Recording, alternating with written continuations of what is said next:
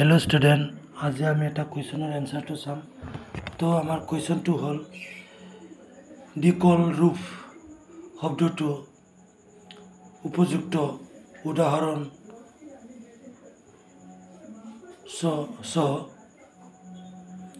চমুকৈ ব্যাখ্যা কৰা।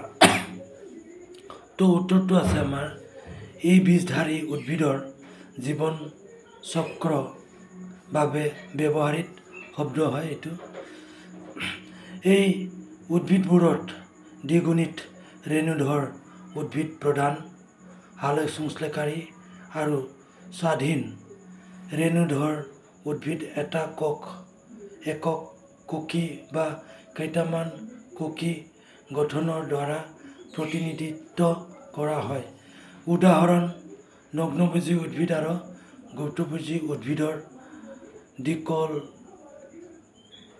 ৰূপ দেখা যায় আৰু বাদামী শেলাই আৰু কেইটামান সেউজীয়া শেলাইত দ্বিকল ৰূপ জীৱনচক্ৰ দেখা যায়। এতিয়া এনসাৰটো লিখি লোৱা।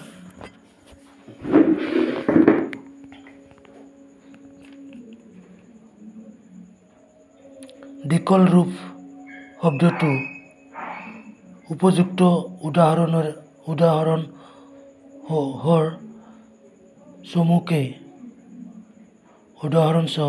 সমূহে ব্যাখ্যা কৰা।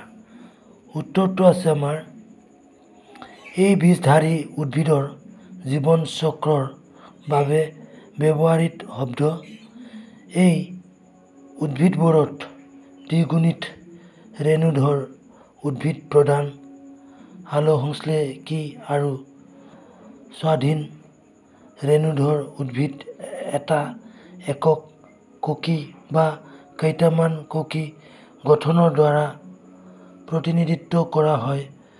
উদাহৰণ নগ্নভোজী উদ্ভিদ আৰু গুপ্তভোজী উদ্ভিদ বাদামী শেলাই আৰু কেইটামান সেউজীয়া শেলাই।